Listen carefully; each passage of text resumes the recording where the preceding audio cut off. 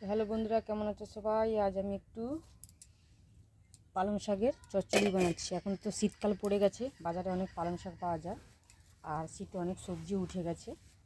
তো পালং শাকের চচ্চড়িটা এরকম বানিয়ে খেয়ে দেখবেন। তো আমি এখানে নিয়েছি একটা মূলো, আলু, পেঁয়াজ, শিম, বেগুন, আর এখানে যে ছোট ছোট ঘুষা চিংড়ি হয় চিংড়ি মাছটা নিয়েছি, আর এখানে বড়ি নিয়েছি কয়েকটা, আর এখানে পালং শাকটা আমি কেটে ধুয়ে পরিষ্কার করে নিয়েছি। চলো আমি কেমনভাবে রান্না করছি আপনাদের সঙ্গে শেয়ার করছি।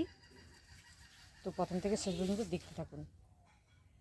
তো উনানের মধ্যে আমি কড়াটা বসিয়ে দিয়েছিলাম, কড়াটা গরম হয়ে গেছে, এর মধ্যে আমি বড়িটা দিয়ে ভেজে নেব।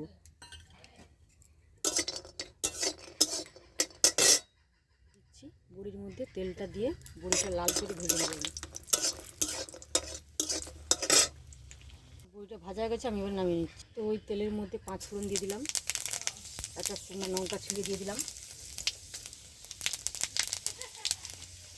দুটো তেজপাতা,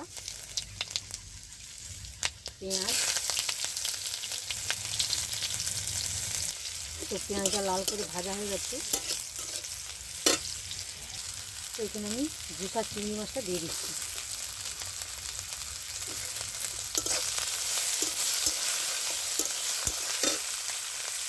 তো এইটা ভাজা হয়ে গেছে, এবার একে একে আমি সবজিগুলো সব দিয়ে দিচ্ছি।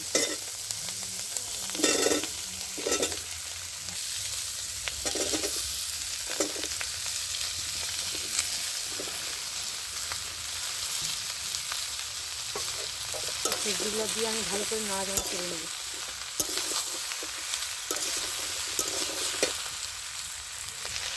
তো ভালো করে আমি নেড়ে চেড়ে নিয়েছি, এর মধ্যে আমি পরিমাণ মতো নুন আর হলুদ দিয়ে দিচ্ছি,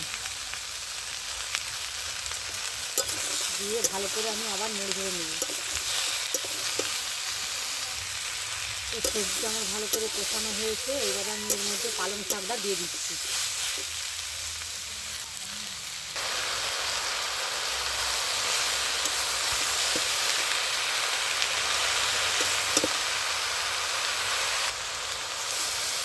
ভালো করে আমি সবজির সঙ্গে নেড়ে চেড়ে নিচ্ছি পালং শাকটা।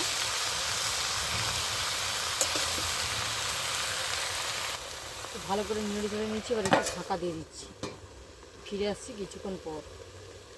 তো ঢাকনাটা খুলে আমি আবার একটু দেখছি।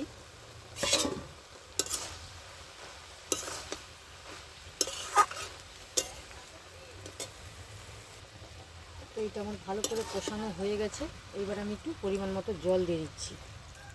এটা যেহেতু চচ্চড়ি করবো তাই আমি বেশি জল দেবো না, অল্প জল দেবো।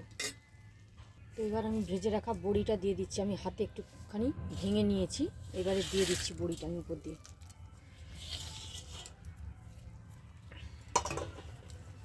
তো এবার আমি ঢাকা দিয়ে দিচ্ছি, ঢাকা দিয়ে আমি কিছুক্ষণ রান্না হতে দেবো, যতক্ষণ না আনাজটা আমার সিদ্ধ হচ্ছে।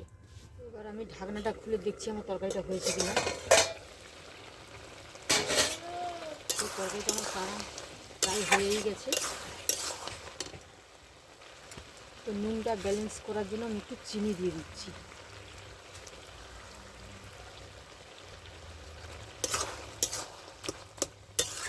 তো এবার আমি নামিয়ে নেব।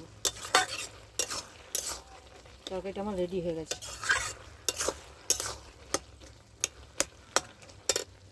তো আপনাদের কাছে ধনেপাতা থাকলে নামানোর আগে একটু ধনেপাতা দিয়ে নামিয়ে নেবেন।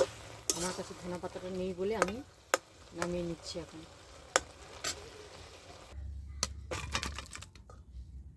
তো নামিয়ে নিয়েছি, তরকারিটা অসাধারণ একটি রেসিপি। গরম ভাতের সঙ্গে এরকম যদি একটা তরকারি থাকে তাহলে আর কিছুই লাগবে না। তো আপনারা এরকম চিংড়ি মাছ দিয়ে পালং শাকের তরকারিটা বানিয়ে খেয়ে দেখবেন, আর কেমন লাগে আমাকে কমেন্ট করে অবশ্যই জানাবেন। আর আমার রান্নাটি যদি ভালো লাগে আমার চ্যানেলটি সাবস্ক্রাইব করে আমার পাশে থাকবেন, লাইক শেয়ার কমেন্ট করতে ভুলবেন না। নমস্কার।